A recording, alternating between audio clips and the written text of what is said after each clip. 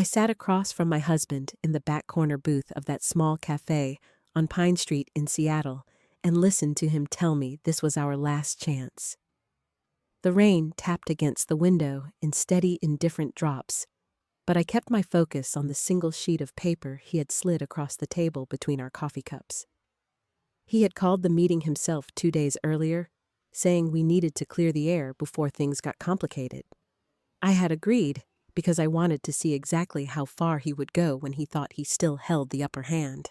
Pablo Ruiz leaned back against the worn vinyl seat and folded his arms.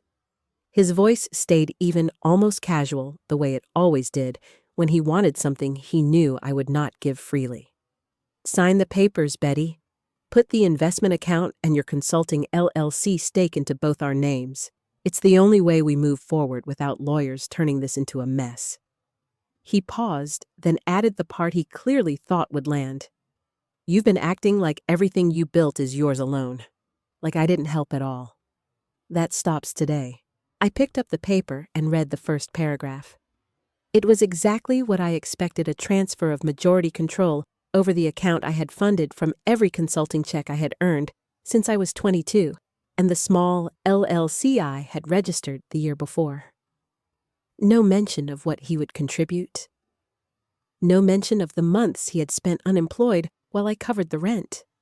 Just his name next to mine on assets that had never been joint. I set the paper down without signing. "What happens if I don't?" I asked. My tone matched his flat, detached, like we were discussing a business contract instead of 4 years of marriage. He gave a short laugh that did not reach his eyes. Then Helen was right. "You really do think you're smarter than everyone else in the room." He said my best friend's name like it was a fact I should already accept. "She told me you'd fight this. Said you've always kept score." Helen Soto had been my closest friend since we were 19. She had been at our wedding. She had helped me pick out the dress.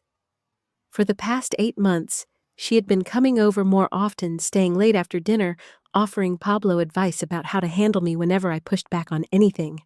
I had noticed the pattern but filed it away as friendship overlap.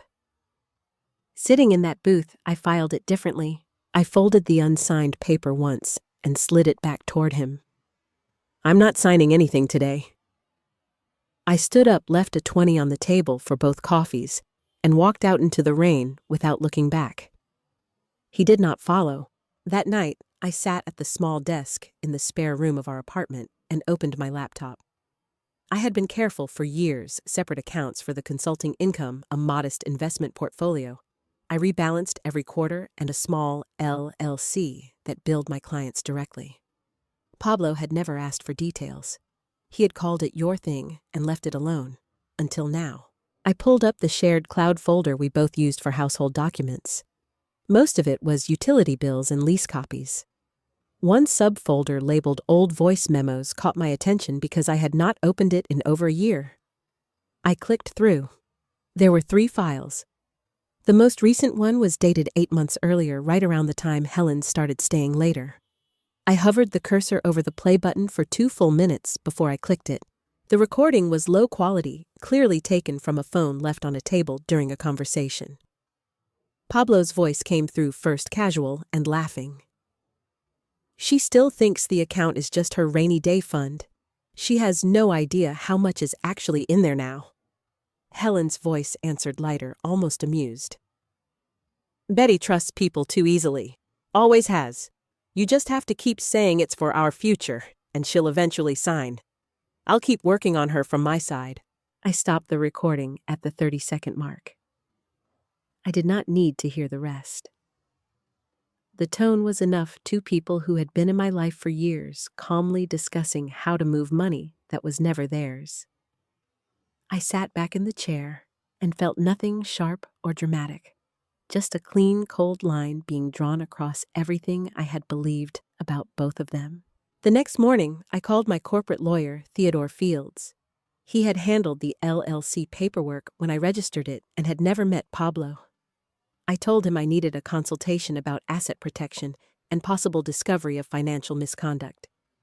He fit me in for that afternoon. While I waited for the appointment, I made one more call to my younger brother, Ramon Ruiz. Ramon lived in Portland and ran a small software company he had built quietly over the last 5 years. He had never bragged about it. He had never asked me for money. When I told him what had happened at the cafe and what I had found on the recording, he was quiet for a long moment. "Betty, I have something I need to tell you," he said finally. "I set up a separate investment vehicle 2 years ago under my company's name. It's doing well. Really well. Pablo asked me about it last Thanksgiving when he thought you were in the kitchen. I told him it was none of his business. He didn't like that answer." I thanked Ramon and hung up. Another piece clicked into place. Pablo had not just wanted the account I already had. He had been circling something larger that my brother had built without any of us knowing the full scale. I drove to Theodore Field's office in downtown Seattle. The rain had stopped, but the streets were still slick. Fields listened without interrupting while I laid out the cafe meeting, the recording, and the timeline of Helen's increased presence in our home. When I finished, he leaned back in his chair and tapped his pen once against the legal pad. "You have 2 immediate priorities," he said. "First, we document everything. Second, we assume they are still trying to access what they can.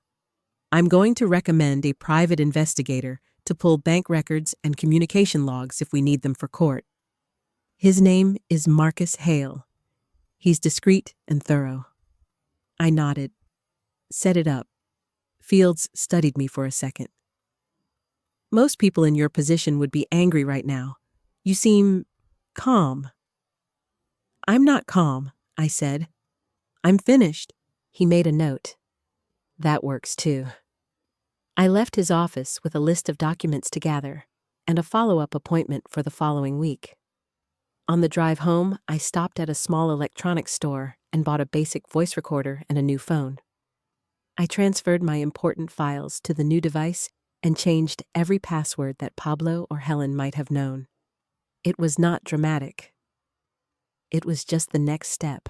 That evening, Pablo came home later than usual.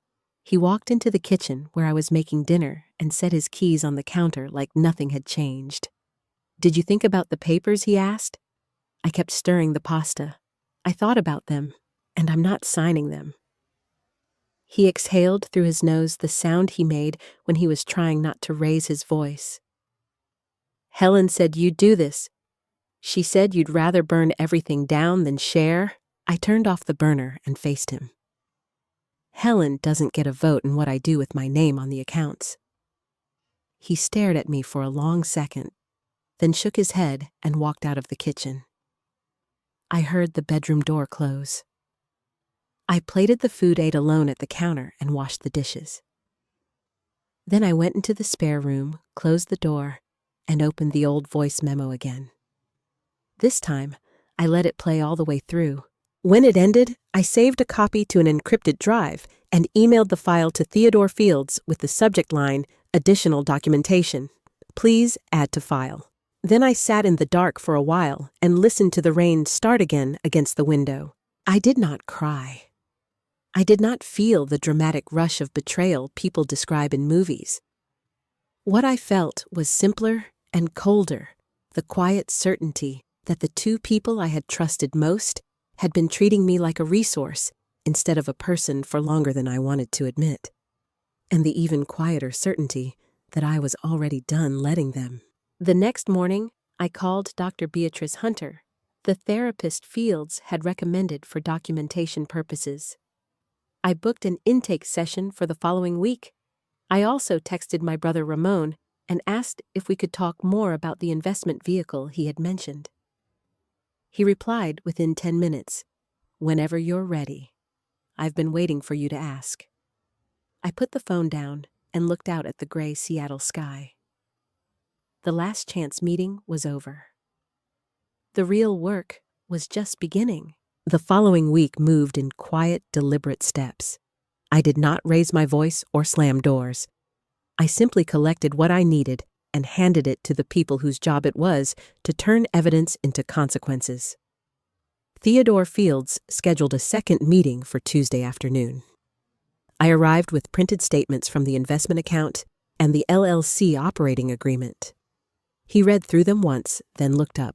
"You were right to keep everything separate," he said. "The language in the operating agreement is clear. Your husband has no ownership stake unless you voluntarily transfer it. We can file a declaratory judgment action if he tries to claim otherwise." I nodded. "What about the recording?" Fields tapped the printed transcript I had made. "It shows intent to exert undue influence. Combined with the timeline of Ms. Soto's increased involvement in your household, it strengthens a case for financial misconduct. I'm still waiting on the private investigator's preliminary report, but we have enough to start protective filings."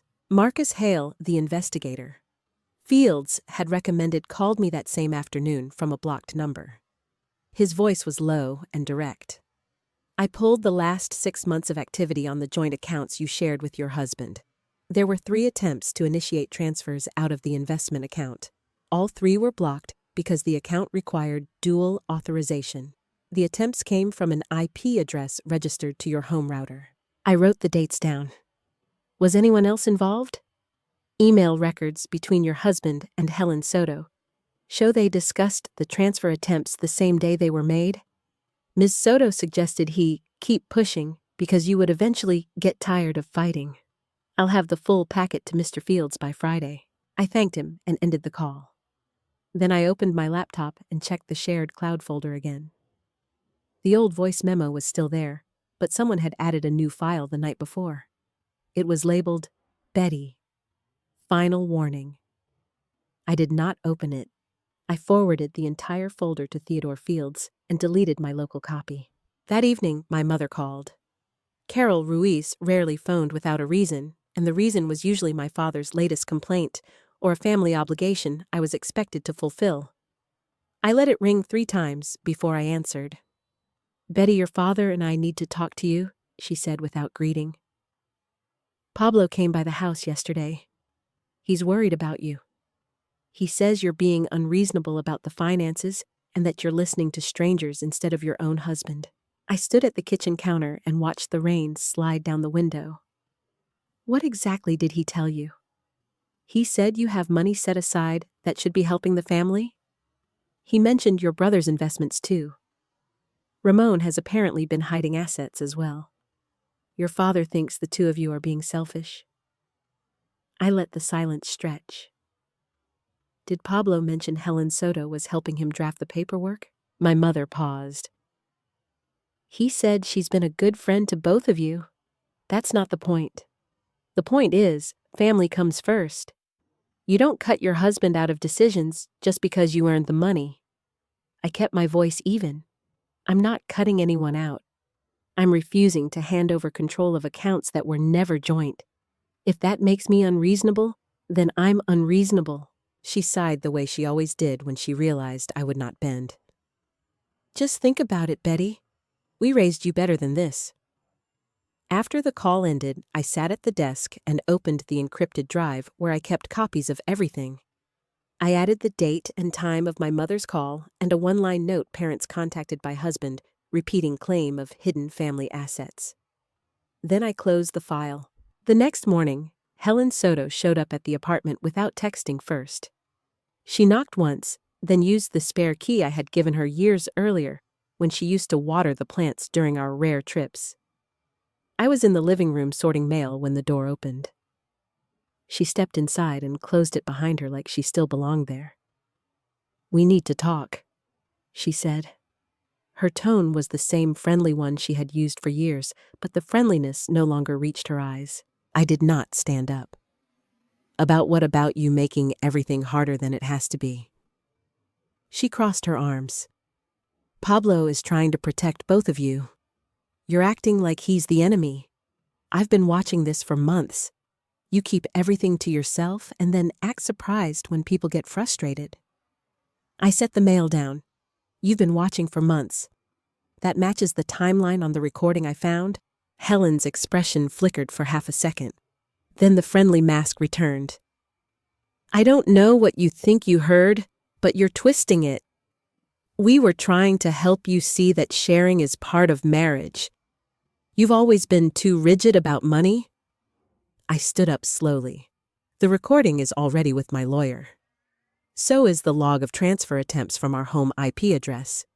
You can keep explaining it to me if you want, but I'm done listening. She took one step closer, then stopped when she saw I was not moving. "You're going to regret this, Betty. Pablo has options. He can make this very public. He can tell people you've been hiding money from your own family. Your brother's little secret empire won't stay secret if Pablo decides to talk." I felt nothing when she said it. Just another data point. Tell him to talk to my lawyer. Theodore Fields. He has the number. Helen stared at me for another few seconds, then turned and left. She did not slam the door. She closed it carefully the way someone does when they still think they might need to come back. That afternoon, I drove to Dr. Beatrice Hunter's office for the intake session Fields had recommended. The room was small and quiet with a single window that looked out over the Sound. Dr. Hunter took notes on a yellow legal pad while I described the last chance meeting, the recording, and Helen's visit that morning. When I finished, she set the pen down. "You're documenting everything she said. That's useful for your legal case. It's also useful for you. How are you sleeping?" "Fine," I said. "I'm not angry. I'm just finished." She nodded once. "Some people need the anger to keep moving. Others move because the math no longer adds up. Both are valid. We can keep meeting if you want the record, or we can stop whenever you decide the record is complete." I scheduled 2 more sessions and left. On Friday, Marcus Hale sent his full report to Theodore Fields and copied me. I opened the email at the kitchen table. The first attachment was a timeline of communications between Pablo and Helen Soto. The second was a list of 3 additional voice memos that had been uploaded to the shared cloud folder and then deleted within 24 hours. Hale had recovered them from backup servers. The third attachment was a summary of my brother Ramon's investment vehicle. Pablo had made 2 inquiries to the management company using my name and social security number. Both had been denied. I read the last line of the summary twice. Target individual appears to have attempted unauthorized access to beneficiary's brother's private holdings on date and date. I closed the laptop and called Ramon. He answered on the first ring. "They tried to get into your accounts using my information," I said. Ramon was quiet for a moment. "I already froze everything and filed a report with my bank. They won't get in." "But Betty, this isn't just about money anymore. They crossed a line that involves federal fraud if they keep pushing." "I know," I said. "My lawyer is handling it." After the call, I walked into the bedroom and began packing a suitcase. I did not take everything. I took the documents, the encrypted drive, 2 changes of clothes, and the new phone. I left the rest exactly where it was. Then I drove to a hotel downtown and checked in under my own name. I sent one text to Pablo. "I'm staying elsewhere until the legal process is complete. Do not contact me directly. All communication goes through Theodore Fields." He did not reply. That night, I sat on the edge of the hotel bed and opened the folder of recovered voice memos Hale had sent. There were 3 new ones. I played the first. Pablo's voice tired and sharp. "She's not going to sign? Helen thinks we can still pressure her through her parents, but I don't know. Maybe we need to move faster before she locks everything down." Helen's voice answered lower than usual. "If she goes to a lawyer, we lose the element of surprise. Tell her you'll file for divorce and take half of everything. She hates public fights. She'll fold." I stopped the recording. I did not need to hear the other 2. I forwarded all 3 to Theodore Fields with the same subject line I had used before: additional documentation. "Please add to file." Then I turned off the light and lay on top of the covers fully dressed and stared at the ceiling until the city noise outside faded into the background hum of the heating unit. The line had been crossed. They had tried to reach my brother's holdings through me. They had planned to use my parents as leverage. They had recorded themselves saying it out loud. I had the recordings, the logs, the timeline, and the lawyer. The only thing left was to let the process finish what they had started. I closed my eyes. For the first time in months, I slept without waking to check my phone.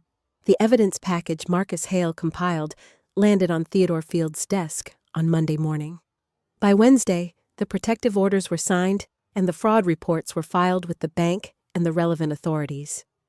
I stayed in the downtown hotel and kept my phone on silent except for calls from Fields or my brother Ramon. Pablo sent 3 texts that week. I forwarded all 3 to Fields without reading them. Helen sent one long email that tried to frame everything as a misunderstanding. I forwarded that too. On Thursday afternoon, Fields called. They want a meeting, he said. Both of them? They're claiming they can explain the recordings and the transfer attempts. I told them any conversation happens in my office with me present and everything recorded. They agreed. I met him at his office at 2:00. The conference room was small and windowless. Pablo sat on one side of the table with a lawyer I had never seen before. Helen sat next to him. She looked tired. Pablo looked angry. I sat beside Fields and placed my new phone on the table between us. I hit record. Fields opened a thick folder. We have the original voice memo from the shared cloud account, 3 additional recovered memos, the IP logs showing transfer attempts from your home router, the email threads between the 2 of you and the attempts to access Mr. Ramon Ruiz's investment accounts using Ms. Ruiz's credentials. We also have statements from Ms. Ruiz's parents confirming you approached them with claims of hidden assets. Would either of you like to start? Pablo's lawyer cleared his throat. My client maintains that these recordings are taken out of context and that any financial discussions were part of normal marital planning. Fields slid one printed page across the table. It was a transcript of the first memo. This is the context. Your client and Ms. Soto discussed how to pressure Ms. Ruiz into signing over control because she was too trusting. That is not normal marital planning. That is documented intent to exert undue influence over assets that were never joint. Helen leaned forward. Betty, you're blowing this up. We were trying to protect you from making decisions you'd regret later. Your brother has money he's hiding from the family. Pablo was just looking out for everyone. I looked at her directly. You used a key I gave you years ago to walk into my apartment and tell me I would regret protecting what I earned. You and my husband planned to use my parents to pressure me. You tried to reach my brother's accounts through me. I'm not blowing anything up. I'm ending it. Pablo finally spoke. His voice was low and tight. You think you can just walk away with everything I was there when you started the LLC. I helped with the clients. You don't get to cut me out like I was never part of it. Fields answered before I could. Mr. Ruiz, the operating agreement is clear. You have no ownership interest. The attempts to initiate transfers without authorization and the attempts to access third-party accounts using Ms. Ruiz's information constitute potential fraud. We have already notified the bank and the appropriate agencies. Any further contact with Ms. Ruiz outside of this process will be treated as harassment. Pablo's lawyer put a hand on his arm. The room went quiet for several seconds. Helen tried one more time. Betty, your mother called me crying. She said you're destroying the family over money. Is that what you want? I kept my voice flat. What I want is for both of you to stop contacting me, my parents, and my brother. What I want is for the accounts and the LLC to stay exactly as they are mine. If that means the family I was born into and the friend I chose both disappear from my life, then that is the cost. I've already paid it. Fields closed the folder. We're done here. Ms. Ruiz will be filing for legal separation with full asset protection. Any response from either of you goes through me.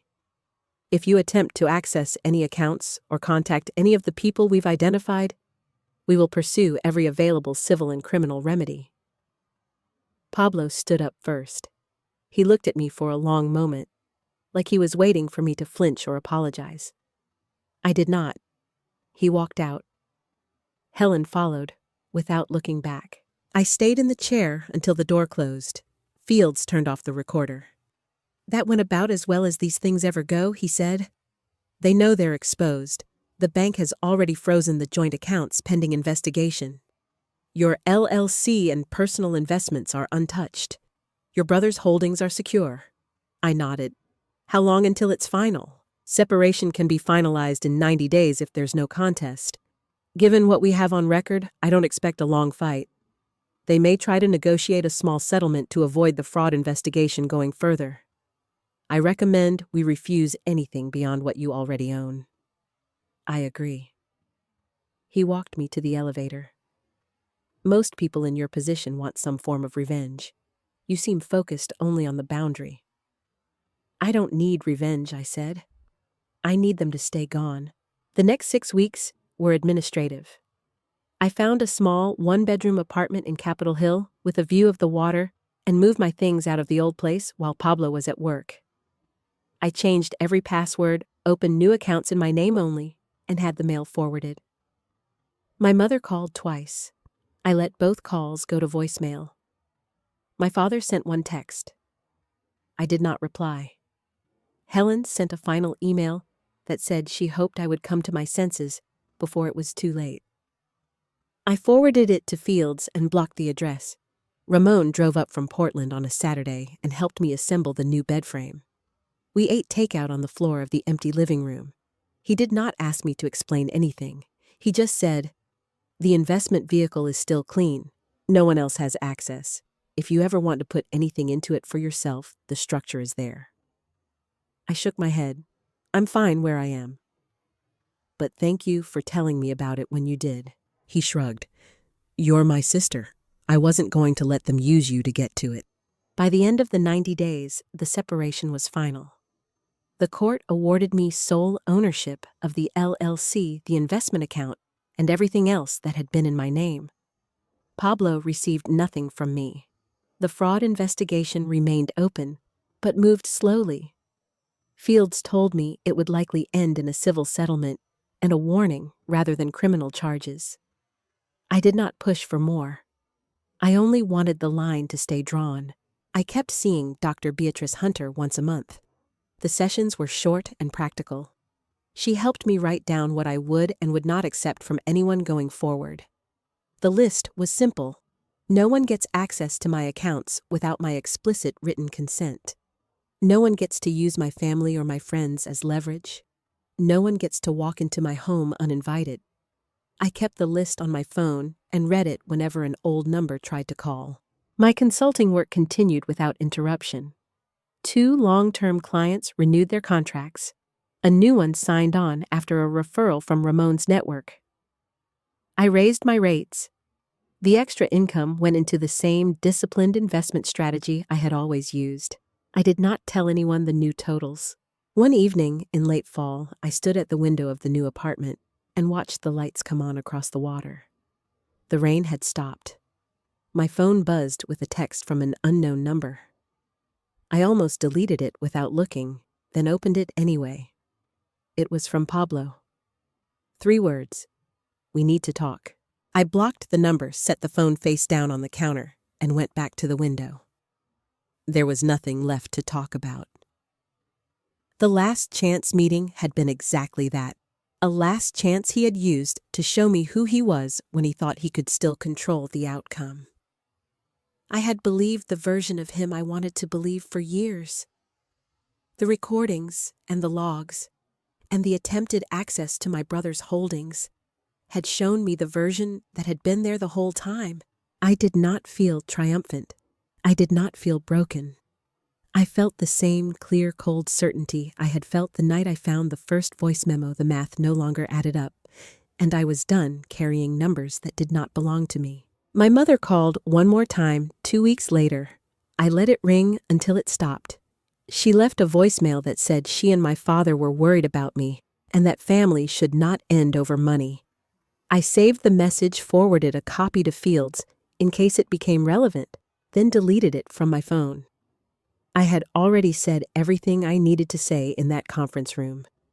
Repeating it would not change the outcome. 6 months after the separation was final, I sat in Dr. Hunter's office for what I had decided would be our last scheduled session. She asked how the boundary list was holding up. "It's holding," I said. "No one has crossed it since the day I moved." She made a note. "And how does that feel?" I thought about the question for a moment. "Quiet," I said. "Not empty. Just quiet." I used to think quiet meant something was missing. Now I know it means nothing is being taken. She smiled for the first time in any of our sessions. That's the part most people miss. Boundaries don't punish anyone. They simply stop the taking. I nodded. "I'm done here." She closed the notebook. "You know where to find me if the quiet ever stops feeling like enough." I stood up and shook her hand. "It won't." Outside, the Seattle sky was the same gray it had been the day of the last chance meeting. I walked to my car without hurry. The consulting work was waiting. The investment account was growing at the same steady rate it always had. My brother's secret empire remained exactly where he had built it, untouched and unmentioned to anyone who did not need to know. My parents and my former best friend had stopped calling. My former husband had stopped texting. The line I had drawn was still there, and no one was testing it anymore. I got into the car and drove home through the rain. The apartment was small and mine. The door locked behind me when I turned the key. I made dinner, ate it at the counter, and washed the single plate. Then I opened my laptop and checked the day's numbers on the investment account. Everything added up the way it was supposed to. I had spent years believing that keeping the peace meant keeping everyone inside the circle. The recordings and the logs and the attempted access had shown me that some people only stay inside the circle if they can reach what is yours. Once I stopped letting them reach, the circle became smaller, quieter, and entirely mine. That was the only math that mattered now. Thank you for listening to my story. If you have ever sat across from someone who claimed to love you while quietly counting what you had built, you already know how cold the air gets when the numbers stop adding up. The only way out is the line you draw and refuse to let anyone cross. Some people will call it selfish. Some will call it cruel. Let them. The quiet on the other side of that line belongs to you. What would you have done if the person you trusted most had recorded themselves planning how to take what was yours? Tell me in the comments. I read every single one.